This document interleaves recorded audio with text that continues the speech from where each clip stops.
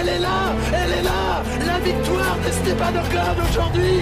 Il a été énorme, Julien Alaphilippe, c'est bon, c'est gagné. C'est gagné, un Français en jaune. Allez, petit rouge sur un rouge, forcément. On est célébré de là. 23h minuit, c'est l'heure du Campus Sport Club. Bonsoir à toutes et à tous, bienvenue dans un nouveau CSC, un Campus Sport Club. Il est 23h et nous nous retrouvons tous ensemble pour une nouvelle heure d'émission. Une émission un peu plus spéciale que les précédents numéros, puisque comme à la Toussaint dernière, nous revenons pour un épisode spécial fête. Nous serons de ce fait absents aussi la semaine prochaine, je tiens déjà à l'annoncer. Et nous attaquons ce soir à un nouvel hors-série. Après la Coupe de France, penchons-nous donc sur le choix de notre fine équipe de ce soir que je vais vous présenter dans un instant, les sports d'hiver. Pour m'accompagner, 3 chroniqueurs de qualité que vous avez dorénavant l'habitude d'entendre sur les ondes du CSC et de Radio Campus Lille. J'ai nommé Pavel, Sophie et Audrey. Comment allez-vous ? Super.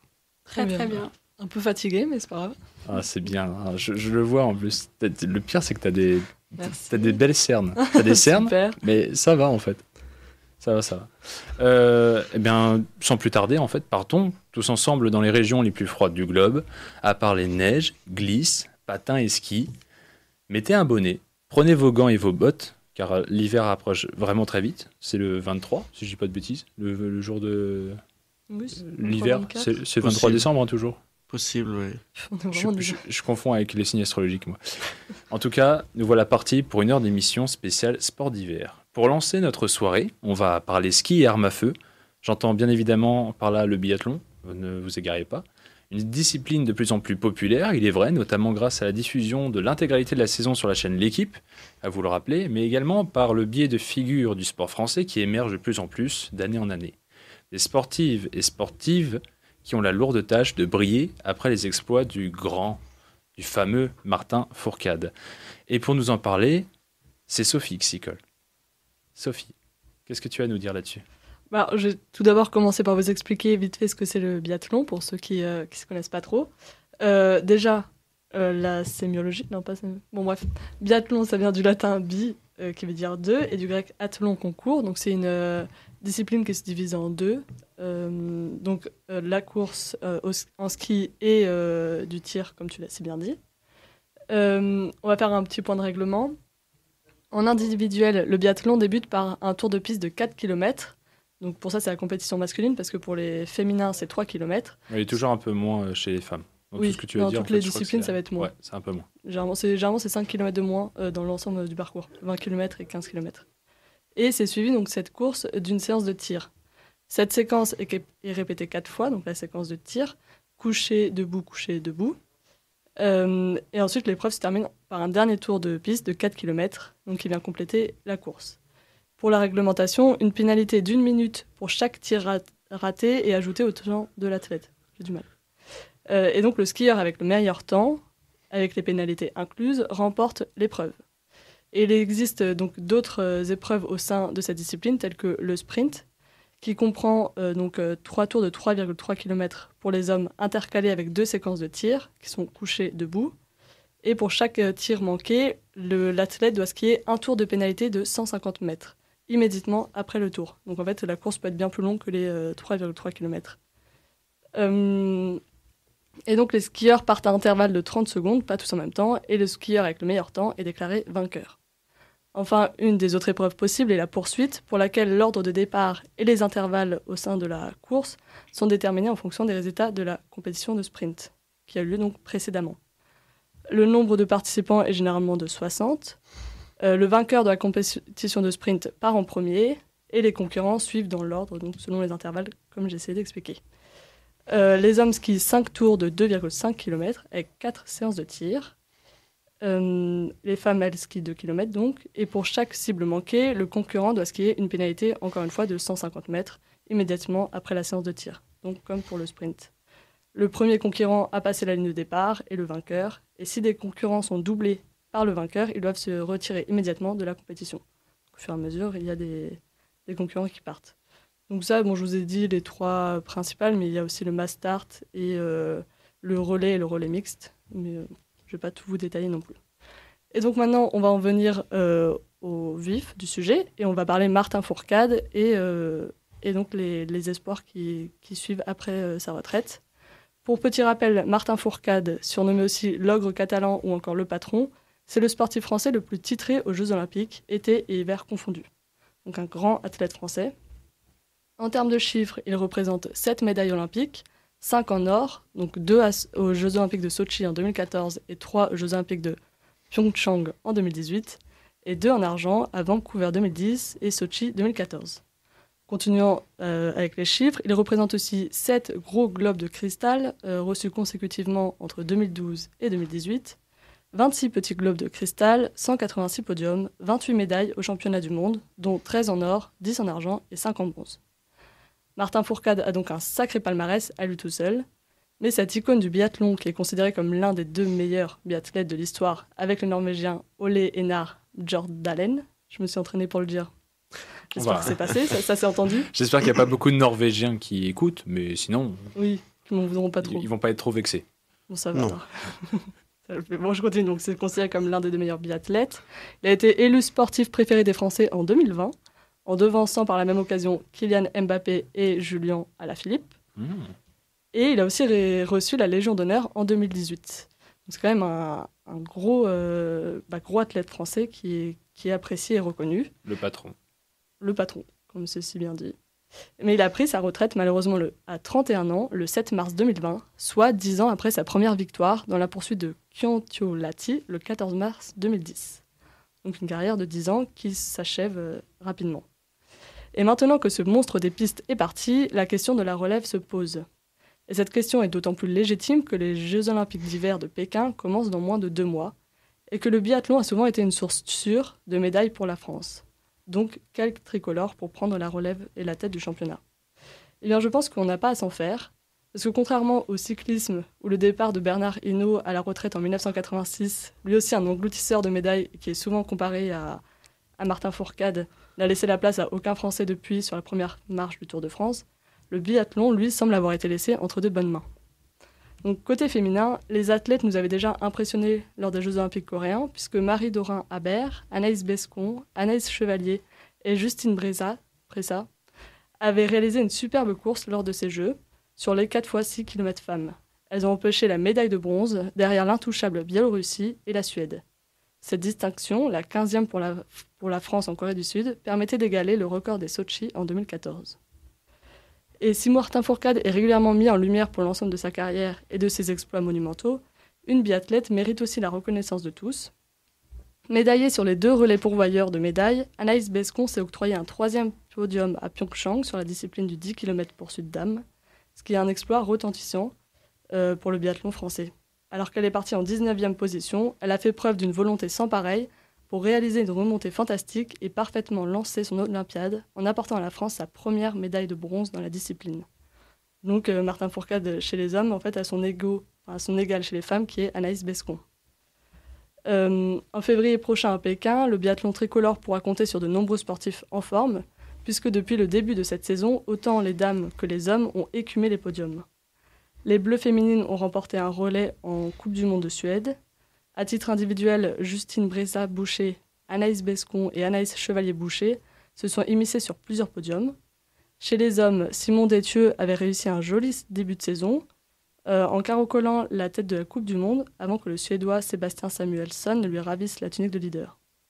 Émilien Jacquelin et Quentin Fillon-Maillet ont également montré leur bonne disposition avec des prestations de haut vol, leur ouvrant la porte de podium et du top 10 à plusieurs reprises. Et en relais, les Bleus ont pris la 2e place derrière la Norvège des frères Boé. Il y a environ le samedi 11 décembre, donc il y a 3 semaines. Et tout cela est donc un bon augure avant les lancements des Jeux de Pékin 2022, qui auront lieu, je le rappelle, le 4 février. Donc on peut dire que la relève semble assurée derrière Martin Fourcade, qui va quand même nous manquer, bien évidemment. Et Martin Fourcade, en fait...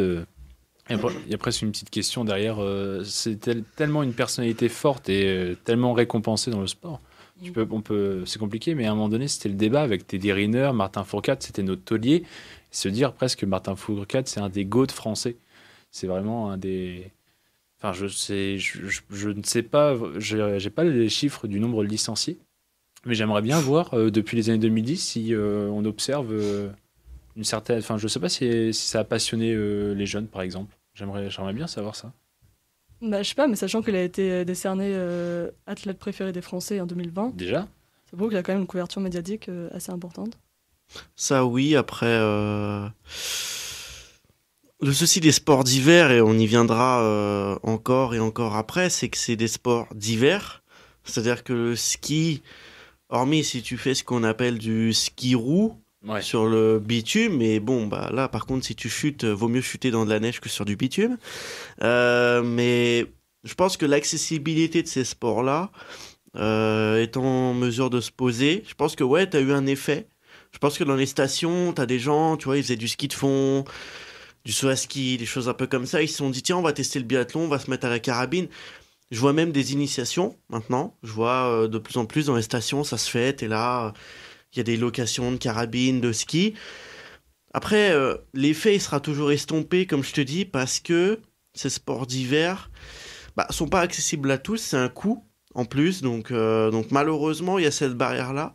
Mais je pense qu'à l'échelle du milieu, t'as eu les personnes qui ont testé le biathlon. Je pense que là, t'as eu une vraie démocratisation. Par contre, c'est très télégénique. Ça, on le dit pas assez. C'est pour ça que ça marche super bien. Parce que les gens, ça leur plaît, quoi. C'est rythmé, il y a du tir, il y a du ski. C'est tout le temps dynamique, surtout les poursuites, les mass start où ils partent à 25 en même temps. T'en as pas trop parlé tout à l'heure, mais voilà, ils partent à 25 en même temps, il peut se passer des trucs de dingue. La poursuite, c'est pareil, tu rates 3 tirs devant, tu te fais rattraper, tu reviens 20e des fois. Donc il y a vraiment quelque chose dans ces disciplines qui est vraiment prenant. Et je pense que, ouais. Par contre, en termes de pratique, tu vois, j'ai vachement de doutes. Ouais, moi aussi. Je pense que l'accès est tellement limité niveau financier, matériel, et le fait que ce soit un sport d'hiver malheureusement, et que les gens, le ski roue, ça les intéresse pas, quoi. Tu sais, c'est la magie de la neige. Je pense que ça n'a pas le même effet. Il y a, je m'étais informé, je regardais, et dans la région, il y a pas beaucoup de neige, il n'y a pas beaucoup d'endroits pour skier, mais du coup, il y a des initiations dans des clubs, pseudo-clubs, au tir, à la limite. Mais c'est vrai que c'est déjà compliqué de coupler les deux. Et un point que je voulais peut-être soulever avec vous, c'est vrai que, comme tu l'as dit, il a pris sa retraite en 2020. C'était 10 ans, quasiment jour pour jour, à une semaine près, après sa première course. C'est vrai que beaucoup le disent. Un biathlète, mine de rien, ça peut s'arrêter très tôt et très vite. Ça doit être très prenant aussi. Parce que comme tu dis, c'est un sport d'hiver, donc c'est sur une partie très dédiée de l'année. Tu as toute la prépa d'été qui est hyper importante, parce que sinon, en fait, t'as tellement peu le droit à l'erreur. Mais c'est vrai que Fourcade, quand même, je sais pas ce que vous en pensez, quand on regarde Björn Dahlön, quand on regarde un petit peu d'autres personnes, c'est vrai qu'il s'est arrêté tôt. Peut-être qu'il a eu l'appétit du champion rassasié, mais Björn Dahlön, lui, s'est arrêté à 40 ans et il a continué jusqu'à finir 30e sur des poursuites. Et oui, il y en a. À 40 ans, il était encore là. Après, lui, Fourcade, je pense qu'il y voyait pas l'intérêt. Lui, il voulait vraiment jouer la gagne. Je pense que t'as ce mental de winner qui fait tout, et je pense qu'il aurait été vexé s'il finissait 20, 25e sur les courses. Donc, je pense que c'est pour ça qu'il s'est arrêté tôt. Et puis, Marie-Dora Humbert, elle a eu un enfant, donc on ne dit pas assez, mais elle s'est arrêtée. Elle a eu un enfant, elle avait une vie personnelle très prenante, donc je pense que... Mais ouais, c'est vrai que c'est très court, je crois que Marie-Dora Humbert... Il a dit que c'était pas une vocation non plus, que quand il était jeune, il s'attendait pas à faire de ça son métier. Il fait quoi maintenant, d'ailleurs? Tu sais? Je sais pas, je sais qu'il a été pris pour les JO, qu'il va faire... Martin Fourcade? Oui, il a eu un poste. Oui, il est un des responsables de la délégation française. Il s'est reconverti, mais dans le milieu, quoi. Toujours dans l'olympisme. Il reste affilié à l'olympisme. D'accord. Donc ouais, c'est logique. Et en termes de longévité aussi, là, actuellement, Anaïs Bescon, qui mine de rien commence déjà à accumuler. Chaque année, on entend... bientôt. Je l'avais dit à l'antenne, je connais son nutritionniste. Faudrait que je lui redemande le tips, mais ouais, c'est... Elle arrête, cette année elle arrête, et puis en fait elle arrête pas, et puis elle continue, et puis regarde ce qu'elle nous fait là en ce début de saison. Elle est magique, cette femme, elle arrive à faire des trucs, mais à 36 ans, je crois, on est. Ouais. Elle est née en 87. Ouais, donc 35, 34. Elle va sur ses 35. Ouais, tu vois. C'est énorme. C'est déjà pas mal. Chez les femmes, c'est rare, par contre, tu vois. Ouais, mais du coup, c'est là aussi où tu vois la détermination et le fait qu'on a des vraies armes aussi de notre côté. L'expérience, ouais, c'est ça. Ouais, c'est une patronne qui initie pour la future génération aussi. C'est génial. Bon, bah, c'est un bon premier segment. J'ai envie de conclure. Ça vous va ? On parle pas un peu de la relève ? Bah si, bien sûr. Ah si, chez les hommes, bah oui, bien sûr. Non, mais si. Vous en pensez quoi de la relève alors ? Bah, franchement, il n'y a pas de quoi s'inquiéter, je trouve vraiment. Bon, après, c'est sûr qu'une légende est partie, mais je trouve que les performances sont juste hyper encourageantes et même pour la perspective des Jeux, il y a vraiment moyen d'aller viser le titre. Même si, voilà, il y a de la concurrence, les Norvégiens sont toujours bien là, mais je trouve qu'il y a vraiment moyen de faire quelque chose de très beau. Un petit nom, tu nous donnes un petit nom Et bah, Détieux ou Émilien Jacquelin, je pense surtout. Ou Quentin Fillon-Maillet même. Hein, mais au début, quand je commençais à suivre le biathlon, j'entendais surtout Détieux, étrangement, et je le voyais vraiment comme le vrai performeur français. C'est un mec régulier, voilà. Mais qui a pas un petit supplément d'âme. Voilà, et c'est là où je me suis rendu compte, au final, un peu plus sur une vraie régularité. Mais attention, lui, il est là quand tous les autres ratent, il est encore là. Mais c'est toujours l'avantage qu'on a, je trouve, français, c'est que tu peux toujours te dire qu'il y en a un ou deux qui pêchent, il y en aura toujours un autre pour hausser son niveau. À la fin d'Ostersund, il est en tête du général. Hein. Oui, c'est ce que relevait Sophie, il a fait un départ canon et au bout de 2 épreuves, il était premier du général, effectivement. Sophie, un petit nom ? Non, mais moi, j'aurais aussi dit Simon Détieux.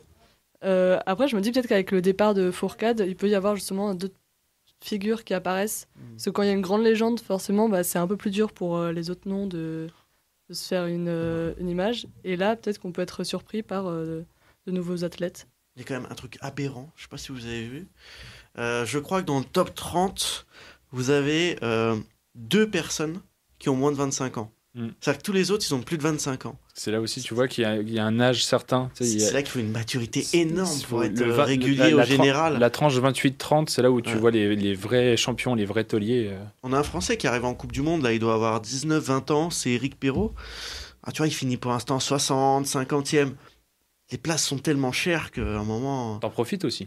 Enfin, 60e. T'essaies de prendre de l'expérience, puis... De toute façon, c'est le top 60 qui va en poursuite. Donc, l'objectif, c'est en week-end. De toute façon, c'est d'aller en poursuite. Hein, oui. Quand tu fais le sprint. Sinon, t'as raté ton week-end. Tu fais que le sprint. T'es même pas pris au relais, du coup. Puisqu'il y a tellement de Français que, du coup, tu te fais éjecter. Donc, Jacquelin, faut voir. Je pense que Fillon-Maillet est plus régulier, mais Jacquelin, peut-être ce supplément d'âme, justement. Cette année, qui finirait devant les autres Français ? Peut-être pas en tête du classement, je veux dire, mais le meilleur Français de cette année, en prévision. C'est dur, hein.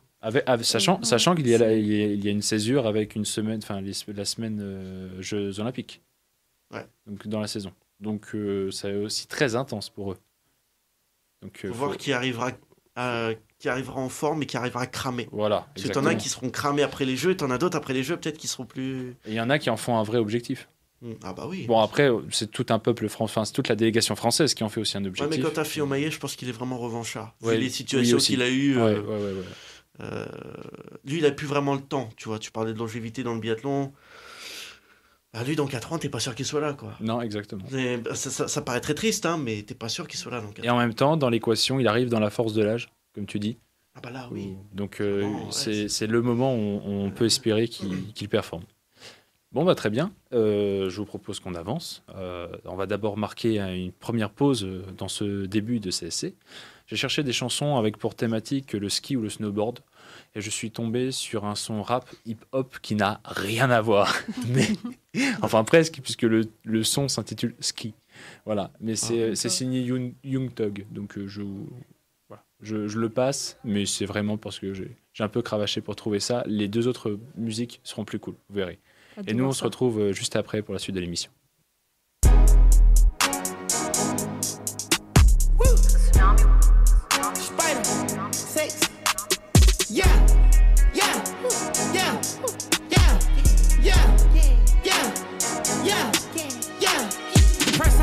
Show you gon' need 3 promoters. I got the body from Jamelis, but I had switched the motor. I got these badass bitches running around this bitch named all the coders. Yeah, I just told her make a story. Yeah, I just bought all the Trojans. Yeah. I told her style my mix. I told her stop telling everything she seen and told her meet me at the Ritz. I got baguettes in the back of my ring and I went in trying to hit. I told her she gotta run through the team before she can talk to the lit. Lamb chop, I just pulled up in some food. I told little mama tie all my shoes. Showed her 2 million cash, now she woozing. 20 watches and I'm still snoozing.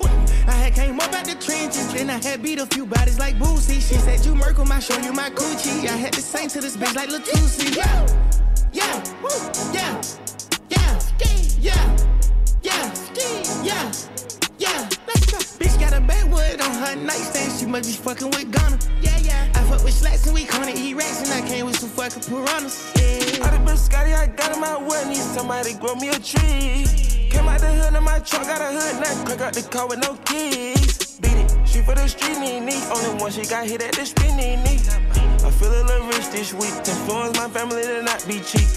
I told her FN on me, Carnage, she needs just a Glocky key. Do rollin' 60, locked in seats. Me rollin' that coupe with a bucket seat. Got it up mud like a football cleat. I use a drop out of that photo G.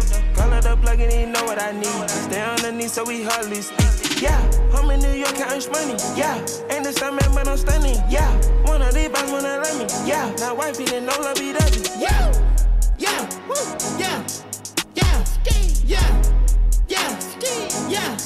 Yeah, let's go. Bitch had an X stain on her jeans. I know she fucking with others. Yeah, yeah. I fuck with slacks and we gonna eat racks, and I came with some fucking piranhas. Yeah.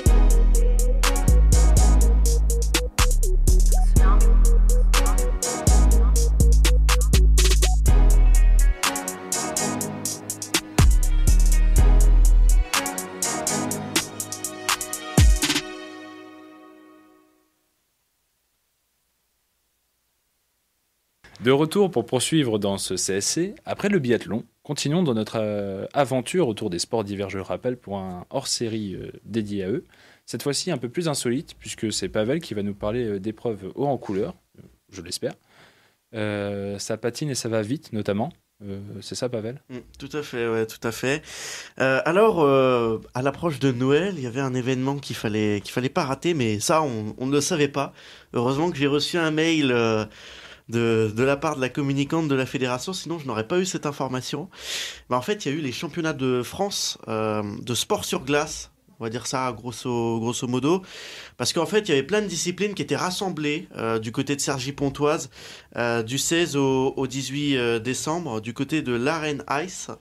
En fait, c'est tout nouveau, c'est une fédération qui cherche vraiment à se développer, hein. Vous savez, on entend beaucoup parler de biathlon, de ski de fond, de beaucoup de choses, mais on n'entend pas beaucoup parler des sports de glace. Alors c'est peut-être parce qu'on n'est pas vraiment les meilleurs, sauf peut-être dans une discipline sur laquelle je reviendrai peut-être très rapidement, c'est le patinage artistique. Évidemment. On en entend beaucoup parler, hein. Il y a évidemment les figures qu'on connaît, Philippe Candeloro, Nelson Montfort qui commentait, on se rappelle, et puis tous les athlètes qu'on avait en France. Là, il y a un petit peu plus de disciplines. Alors, je vais vous les lister. Vous aurez l'occasion dans quelques minutes d'entendre un petit sujet que j'ai réalisé sur place. Il y avait de la danse, il y avait du freestyle, de l'ice cross, on va revenir sur certaines d'entre elles, le short track, le patinage évidemment, le ballet, le synchronisé et le curling. Alors le curling, c'est marrant parce que tout le monde en parle, c'est la fameuse boule que tu fais glisser et puis tu fais une sorte de balai avec ton balai et tu frottes pour que ça atterrisse sur une cible. C'est un peu du tir à l'arc en décalé. Mais voilà, c'est des disciplines très intéressantes. On a eu l'occasion de voir un petit peu tout ça. Alors, qu'est-ce qu'on a pu voir un petit peu avant d'attaquer le sujet ? Il y avait évidemment Gabriela Papadakis et Guillaume Cizeron en guest. Évidemment. On rappelle avec leur objectif olympique qui leur tient à cœur. Et puis c'est surtout des têtes de gondole du patinage artistique français. Je pense qu'on connaît un sacré vide et heureusement qu'on a ce couple-là. Ce couple, pas dans la vie, hein, on tient à le souligner. C'est un couple sur la glace uniquement. Donc voilà, on a eux qui visent évidemment une médaille à Pékin. D'ailleurs, on n'a pas pu s'entretenir avec eux parce qu'il y avait énormément de demandes médiatiques. Mais voilà, on a plein d'autres choses et on notera évidemment une délégation française pour le short track dont je vais vous parler juste après mon petit sujet. Le short track, c'est une discipline vraiment hyper intéressante, emmenée par Tiffany Beaumarchand, elle a 27 ans, Thibaut Fauconnet, on parlait de retraite précoce dans le biathlon, Thibaut Fauconnet, lui, en short track, il a fait Pyeongchang, il avait eu une médaille, et Thibaut Fauconnet, il a pris sa retraite très tôt, je crois, un petit peu avant la trentaine, donc on voit vraiment que c'est des disciplines où c'est très difficile d'aller très loin, surtout que, vous le verrez, c'est une discipline, le short track, très risquée. Je vous propose d'écouter tout de suite le petit sujet que j'ai réalisé à Cergy-Pontoise, où vous allez en savoir un petit peu plus sur ces championnats de France. Et oui Adrien, nous parlons dans cette émission de sport de glace, et qui parle de sport de glace ne peut pas rater le détour que nous avons fait du côté des championnats de France de sport sur glace. Justement du côté de Cergy-Pontoise, c'était donc du 14 au 16 décembre à l'Arena Ice. Alors qu'est-ce que c'est ? L'Arena Ice, en fait, c'est un grand complexe où se sont déroulés ces championnats. Complexe qui d'habitude d'ailleurs accueille les jokers, comme on les appelle, de Cergy-Pontoise. Alors ça, il s'agit plutôt de hockey sur glace. Il n'y a pas de hockey sur glace présent dans ces championnats. Beaucoup de disciplines, hein, on va en parler. Il y a du patinage, évidemment, de la danse sur glace, du short track, du curling.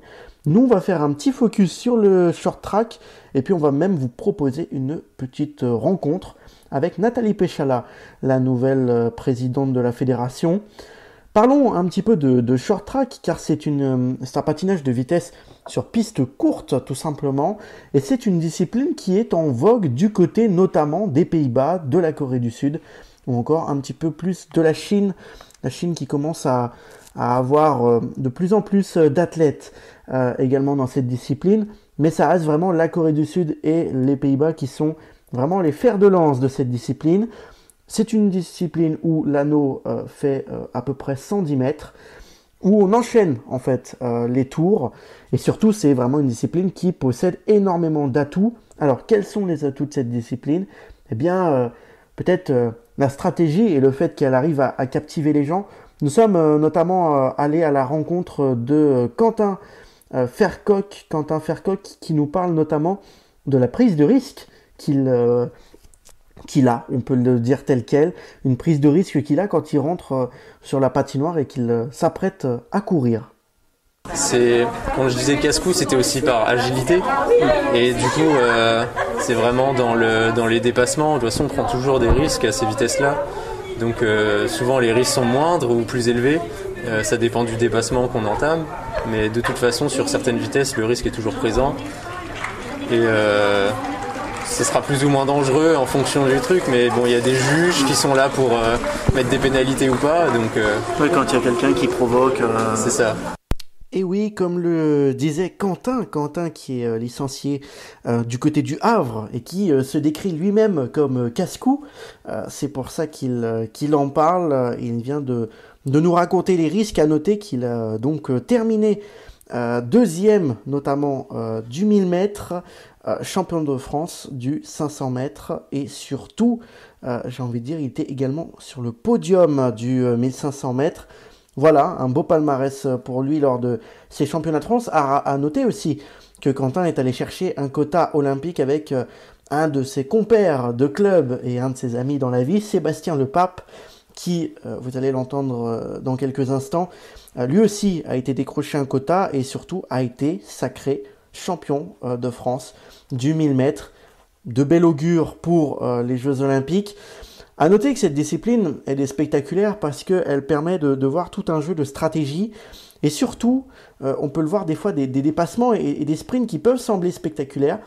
Dans le pire des cas, peuvent engendrer des chutes, mais dans le meilleur des cas, du spectacle. C'est une discipline d'ailleurs qu'on vous invite à aller voir sur YouTube. YouTube et les vidéos des événements mondiaux vous le raconteront mieux que nous. En tout cas, on a pu aller à la rencontre de Sébastien Le Pape. Et Sébastien Le Pape en sait quelque chose, puisque cette discipline, effectivement, ne se joue pas à grand-chose comme il peut nous l'expliquer. On va peut-être vous donner une petite anecdote sur le 1000 mètres que nous avons pu observer. Sébastien a gagné de justesse face à Quentin Fercoq. Voilà, ça a été un petit peu la preuve que ça se joue à pas grand-chose et énormément de stratégie. Évidemment, on écoute Sébastien. C'est difficile de se prononcer en short track, c'est une discipline tellement parfois surprenante qu'on n'est pas dans un couloir de natation, dans une couloir de grande piste où les mecs se battent contre le temps. Ça se joue à celui qui sera le meilleur, ça change pas grand chose. C'est quoi, c'est le placement? C'est hyper stratégique, ouais.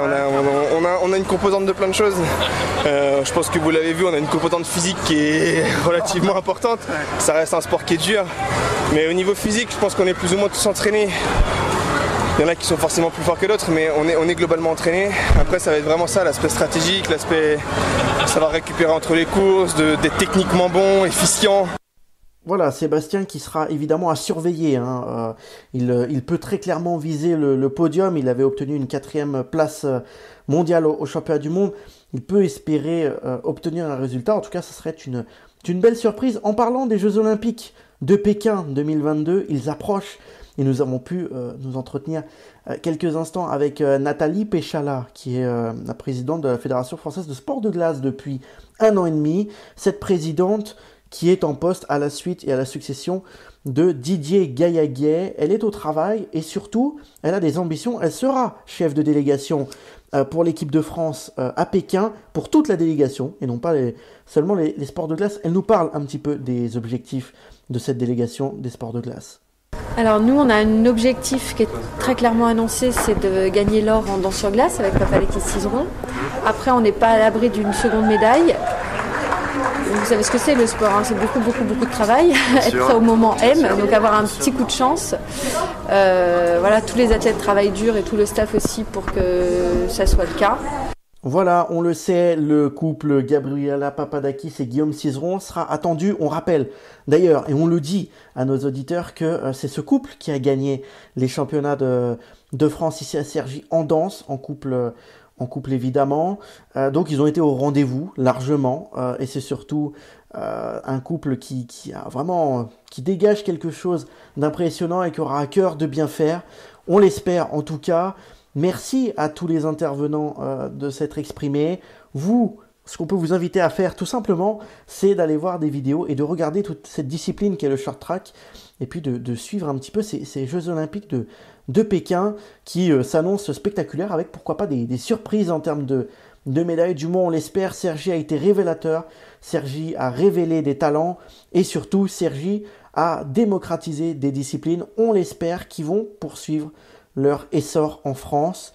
Quant à nous, on se dit à très vite du côté des pistes, surtout des patinoires. Bah, super intéressant, Pavel. Merci d'être allé là-bas pour nous, déjà.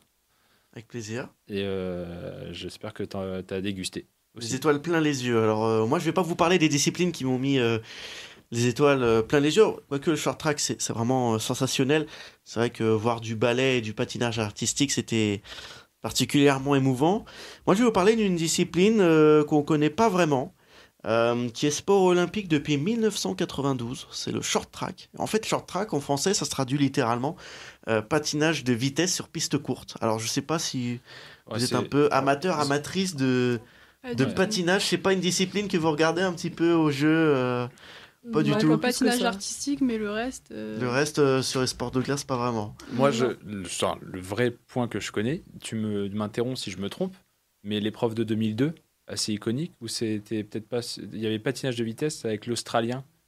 Alors voilà, c'est ça, j'allais en parler. Ouais, c'est bien du short track, ça. Ouais, c'est du short track, c'est même pas du patinage de vitesse, enfin c'est du patinage de vitesse sur piste courte. Voilà. En fait, il avait fait, ça s'est joué dans le dernier tour, il était dernier avec, je crois, 5 mètres de retard, et il arrive à finir premier parce que t'en as un, malheureusement, on va pas souhaiter de mal aux adversaires, t'en as un qui finissait dans le virage, t'as l'autre qui a glissé, et t'en as un, on sait pas ce qu'il a fait, il a trébuché.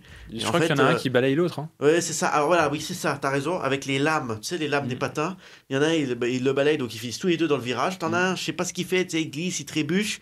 Et puis en fait, l'Australien, il est dernier, mais il a quand même une aspiration. Et en fait, il arrive et il tout simplement, il a l'aspiration et il gagne. C'est complètement inouï. Et lui-même, il n'en revenait pas, quoi, de finir premier. Déjà, un Australien qui remporte une discipline des JO d'hiver. Dominé par la Corée du Sud, la Chine ou encore le Canada, c'est quand même assez... C'est assez exceptionnel. Déjà, même, c'était carrément au niveau des pays de l'hémisphère sud, tu vois, c'était une première, je crois. Oui, et clairement. en fait, même tu relèves la finale, mais je crois que déjà à partir des quarts de finale, il a une chance inouïe. Oui. Ah oui, voilà, oui, c'est ça. Tu peux rappeler que il y a une chance et il y a des scénarios à chaque fois. Il y a eu en demi-finale, il passe pas, mais il y a une disqualification qui l'emmène en finale. C'est ça, oui, c'est voilà. incroyable. Ce mec-là, il est toujours passé par, disons, on va dire comment. Le dicton s'applique bien, le malheur des uns fait le bonheur des autres, et ça a fait le bonheur de cet Australien sur toute une Olympiade. Mais c'est une discipline en effet assez spectaculaire. Alors en France, on On la connaît pas vraiment, même s'il y a des athlètes qui s'arrachent un petit peu. Je vais vous garder quelques chiffres, parce qu'on fera un petit quiz après d'une ou deux minutes, mais c'est une discipline donc, qui naît voilà, au début du XXe siècle. On a environ à chaque fois 2 à 8 patineurs. On a des distances généralement qui se respectent. Alors, on a 500, 1000 et 1500 mètres généralement. Quant au patinage de vitesse, grande distance, là on a généralement 2000, 5000, 10 000 mètres. Donc on est vraiment sur de l'épreuve d'endurance. Le short track c'est vraiment intense, même si tu as des moments un peu de répit. Alors je le disais, les nations qui dominent, on est plutôt sur la Corée du Sud, la Chine et le Canada. C'est une discipline qui est intense parce que l'anneau étant petit, et vous allez tenter de deviner la distance tout à l'heure, je pense que quand vous tournez, les virages sont tellement serrés et comment on dit, il y a un terme pour ça, serré, c'est pas aigu ou obtus, je sais plus. Bah, aigu, c'est un angle très court, donc. Mais là, on est plus peut-être sur de l'obtus vu que c'est grand, je sais pas. Mais on entrera aux spécialistes. Bon, en tout cas, les trajectoires sont. Voilà, donc c'est-à-dire que voilà, on parlait tout à l'heure de l'Australien et des accidents qu'il y a eu. Enfin, voilà, les risques de blessures sont tellement courants dans cette discipline que les carrières aussi sont courtes. On en parlait, mais alors ils ont des combinaisons justement, et vous allez tenter de deviner après la matière, mais c'est vrai que. Ouais, c'est les blessures, la lame, quand tu te prends une lame, on a vu des athlètes finir en sang parce que c'était tellement intense que c'est assez incroyable. Donc voilà, c'est une discipline qui est olympique depuis 1992 et je pense qu'elle contribue grandement, on va dire, à l'essor des sports de glace parce qu'en fait, il se passe toujours quelque chose, on le disait tout à l'heure avec l'Australien, mais on l'a vu, nous, avec des Français, c'est-à-dire que en fait, dans cette discipline, le placement est tellement important.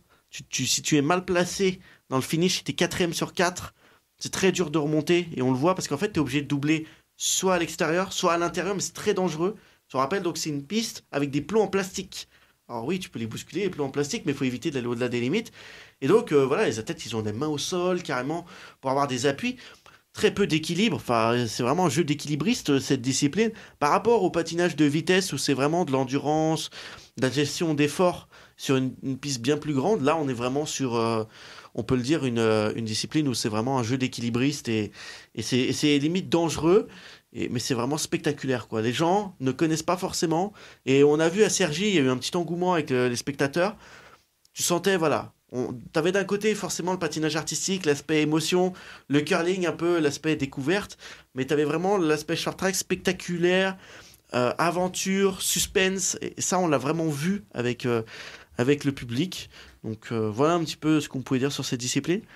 Quelques questions quiz, vas-y, peut-être très brièvement. Allez, l'anneau il fait combien en distance, l'anneau en lui-même? Le périmètre il doit être pas très grand, parce que tu tournes autour.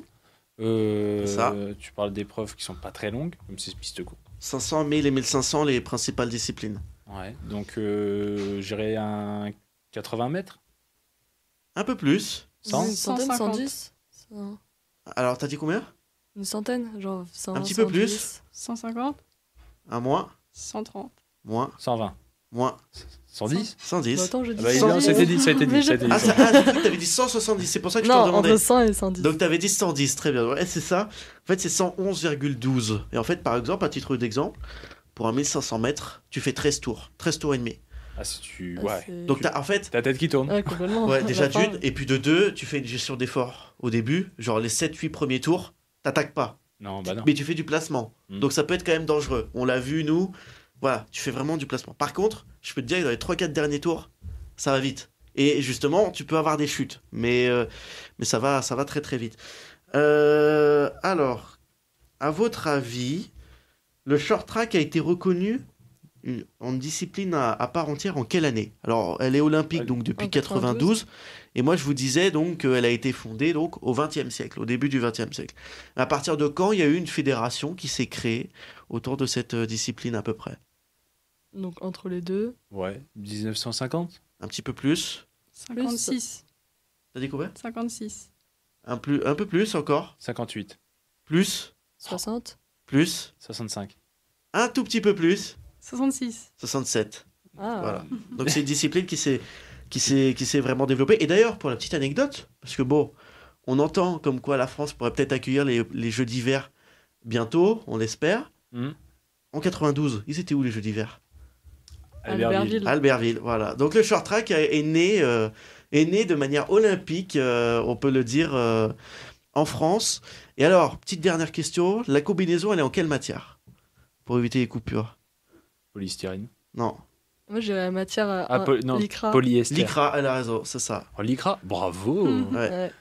Notre chroniqueuse mode. Voilà, c'est ça. Et ouais, le lycra, c'est tout simplement pour éviter les coupures, parce qu'en fait, il faut se dire que les lames sont quand même assez grandes. On a vu, je sais pas si vous avez peut-être vu l'image, mais à Pyeongchang, il y en a un qui a fini avec le visage en sang, parce qu'en fait, il s'est fait une coupure sur la joue avec une lame, parce que c'est très, tous collés, des questions de placement. Et c'est vrai que c'était assez impressionnant sur un anneau de 111 mètres quand tu vas à une certaine vitesse. Et puis il faut faire gaffe, c'est tout un jeu de bras. En fait, c'est vraiment... Le règlement était plutôt assez souple, mais il y a quand même des règlements. Tu n'as pas le droit de pousser l'autre. On a vu d'ailleurs des... Non mais c'est vrai, on a vu des athlètes pousser les autres, t'es disqualifié. Tout de suite, automatiquement, on l'a vu. Faut pas que ce soit volontaire. À Pyeongchang, c'est ça. Et puis en fait, c'est pareil, c'est à l'appréciation de l'arbitre. Est-ce que c'est volontaire? Est-ce que ça ne l'est pas? C'est très compliqué. Mais c'est une discipline qui est vraiment spectaculaire, que je vous recommande. Donc suivez-la à Pékin. Je sais pas si on a des chances françaises, mais une chose est sûre, c'est que on va se régaler. Et si je peux vous conseiller une autre discipline, d'ailleurs, ce serait le skeleton et le bobsleigh. Ça, c'est spectaculaire. Les descentes, des sports de glace aussi, mais des descentes 110 km/h. Les mecs, tu les interroges, ils te disent j'ai pas peur. C'est limite si la vitesse, elle me fait plus aucun effet. 110 km/h. Non, tu sens rien. Mais eux, ils ne sentent plus rien. Non, mais c'est vrai, c'est impressionnant. Donc voilà ce qu'on pouvait dire un peu sur cette discipline. Super. Merci beaucoup, Pavel. C'est très enrichissant. Waouh, faut que je sorte. Il est tard. Effectivement, il est tard. Et sur ces bonnes paroles, on va donc terminer cette deuxième thématique des sports d'hiver. À nouveau, petit intermède musical avant d'entendre Audrey juste après. Je me suis replongé dans les années 90. C'est un film culte centré autour des sports d'hiver pour trouver ma chanson. Devinez lequel? Années 90, sport d'hiver, ça doit un petit peu parler, même si c'est... C'est Rasta Rocket? Ouais, bravo, Rasta Rocket. C'est jamaïcain. Ouais, c'est ça. C'était la Rasta Rocket, c'était tiré vraiment d'une histoire qui s'inspire de la participation de la Jamaïque au JO 88. Le film est sorti vers... On parlait de l'hémisphère sud, là, l'Amérique centrale, là, c'est les Caraïbes, c'est exceptionnel. C'est vraiment incroyable. Voilà, et donc j'ai sélectionné pour vous une des chansons du film, Rise Above It. C'est tout de suite sur Radio Campus Lille, et nous on se retrouve après.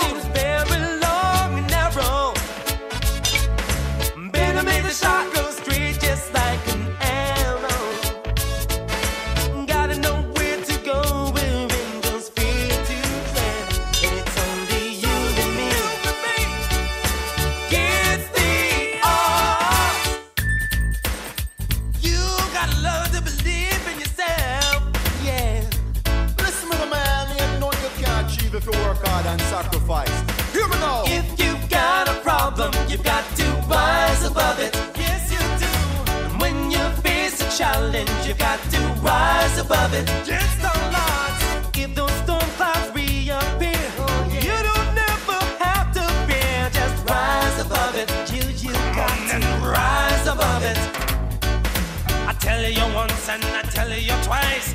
Big success always come with a price. Better one man than 1,000 mice. Come now and take my advice. Rise above it, you just got to rise above it. Rise above it, and them say that you love it. Crowd of people, them a gather around. Rack 'em up and Bob said I'm coming uptown. Follow me, follow me, follow me, follow me, follow me. Rise above it, rise above it. Run about enough pepper inna the pot.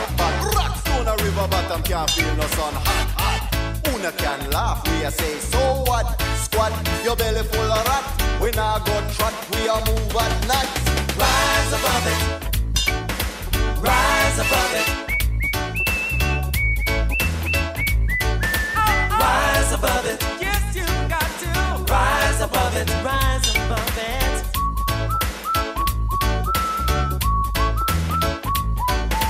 Rise above it. You can do it. Rise above it. You can do it. Oh, yeah. Rise above it. You can. Rise above it. Yes, you can. Rise above it. Rise above it. Rise above it.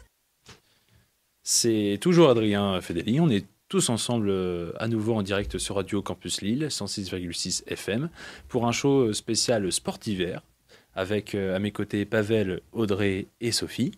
On enchaîne alors que Audrey, donc, qui avait choisi avant le début de cette émission de nous parler de boss, de ski de boss, avec les fameuses épreuves donc de boss et boss parallèle, pour ceux qui ne le sauraient pas.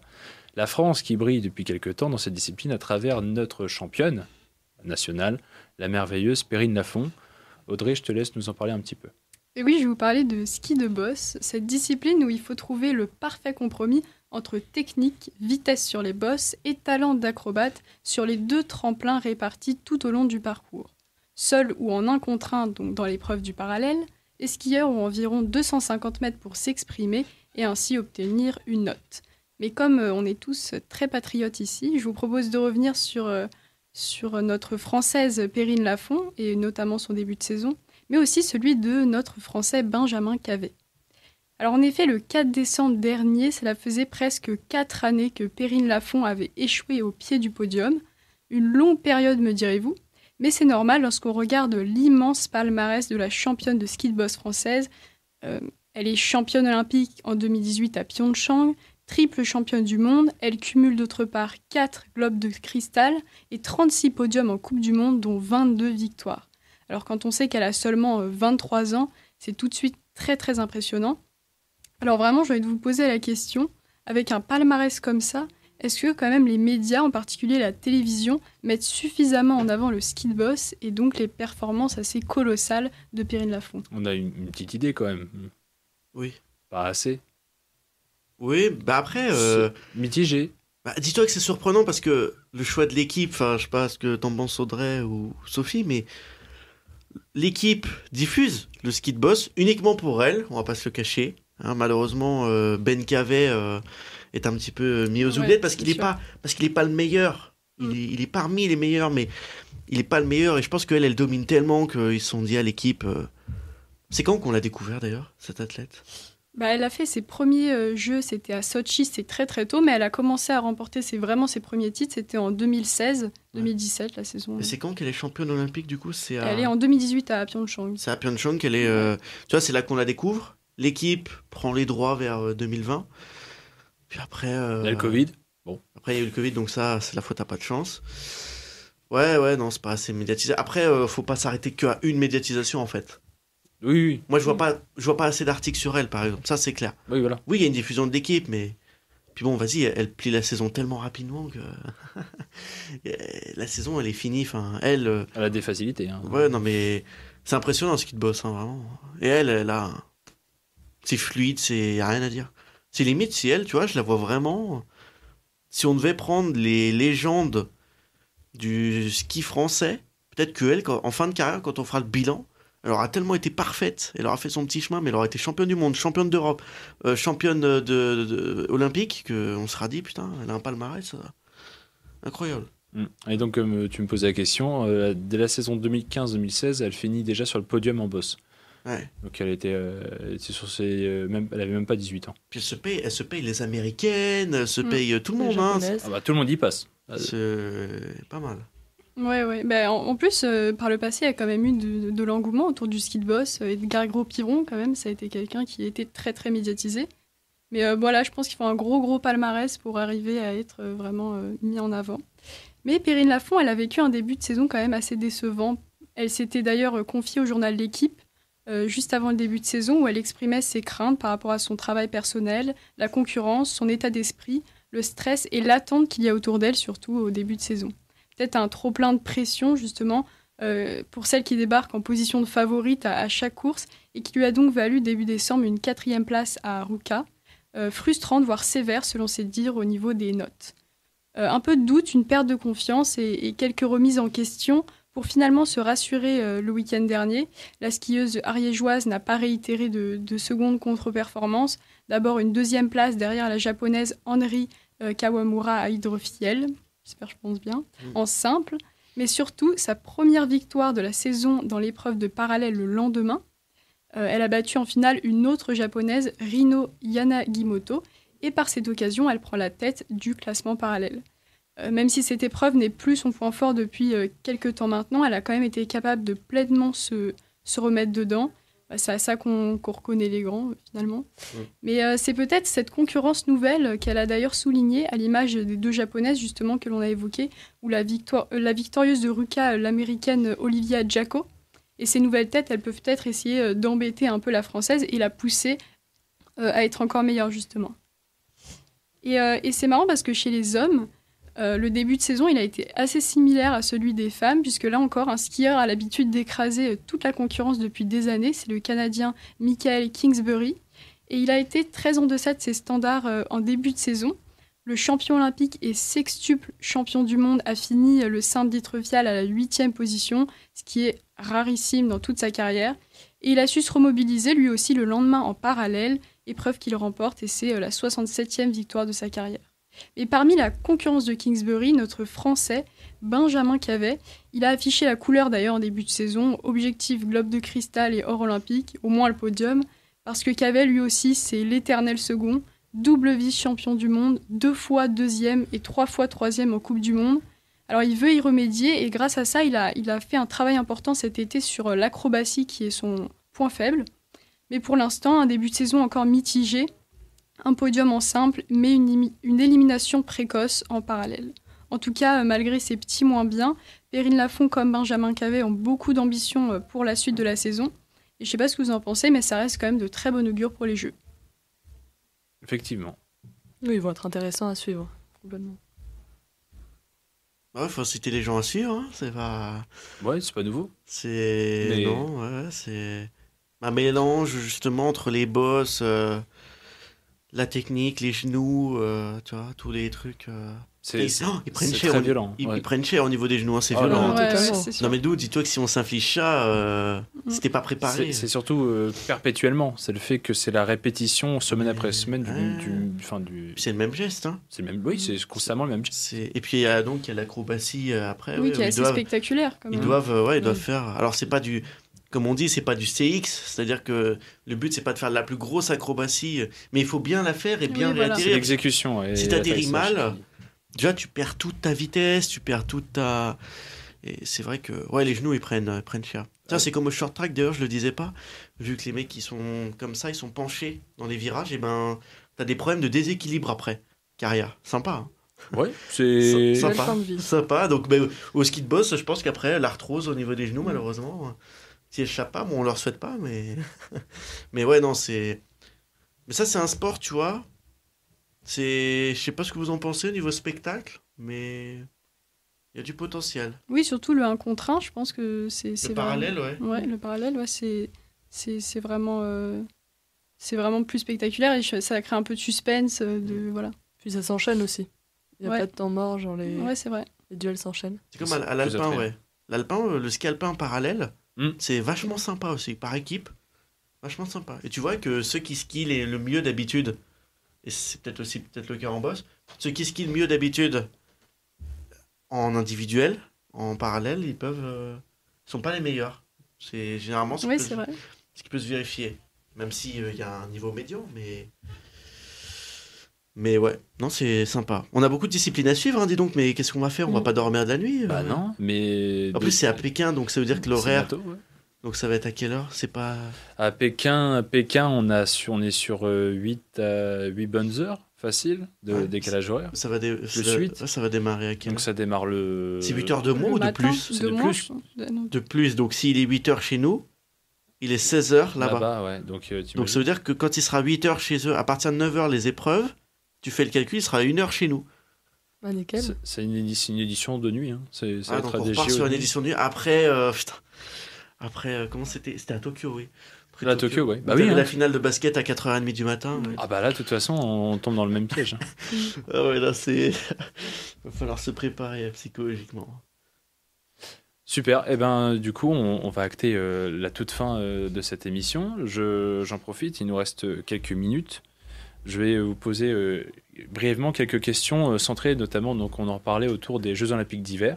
Je vous laisse répondre spontanément quand vous pensez avoir la réponse, ok? Il y en a quelques-unes. D'après vous, depuis quand les Jeux Olympiques d'hiver ne se produisent pas la même année que les JO d'été? Ceux qui savent. Et oui, puisque avant les 2 JO étaient la même année. Dur. Depuis quand, à votre avis, ça a été split?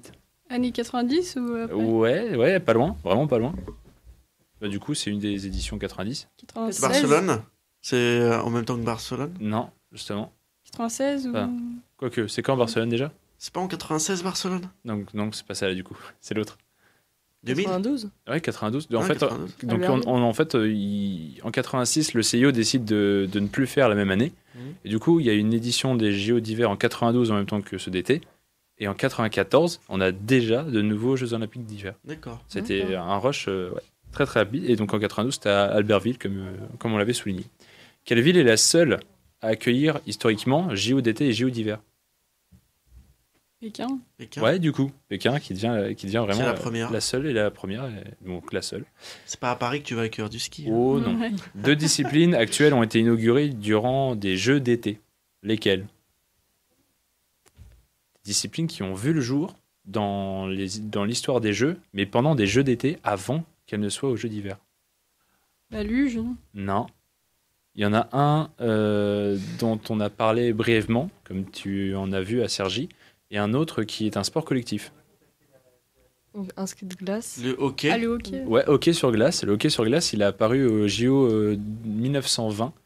C'était. Mais il est apparu en hockey sur gazon, du coup. Hockey sur gazon et hockey sur glace, il y avait en 1920. D'accord. Et hockey sur glace, ils l'ont juste fait dans la patinoire, quoi. Mais voilà. D'accord. Et l'autre discipline, c'est patinage artistique, 1908 et 1920. Et pour finir, combien de reprises la délégation française a fini dans le top 5 des Jeux, à votre avis? 2 fois? Ouais. Alors ça remonte, hein. Mais du coup, c'est 2 éditions françaises. Donc Albertville et Grenoble? Non, il n'y a pas Albertville. C'est décevant, mais il n'y a pas Albertville. Chambéry, non? Non, c'était en 1924, c'était Chamonix. Chamonix a accueilli, La première édition des Jeux d'hiver, on avait fait 5e, et en 68 à Grenoble, on fait 4e. Voilà. D'accord. Et donc notre plus haut gain de médaille, vous l'avez rappelé, c'est 15, c'était à Sochi et à Pyongyang. Oui, super. c'est ça. Et ben voilà, marquons l'ultime fin de cette émission. Merci beaucoup à tous et à tous. Merci à vous, vous trois, de m'avoir accompagné jusque-là. Nous, on se retrouve mardi, pas du coup la semaine prochaine, puisque les vacances obligent, on ne sera pas là, désolé. Mais on revient l'année prochaine, en 2022, en janvier, avec toujours plus de contenu et de fun, je l'espère.